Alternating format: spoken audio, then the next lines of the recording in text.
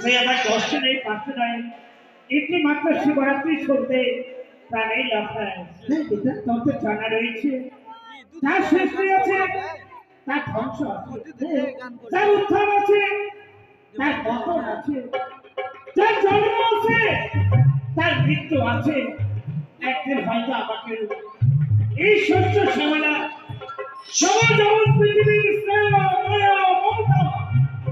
ভালোবাসা পরিত্যাগ করে চলে যেতে হবে কত আমারই বর্তমানে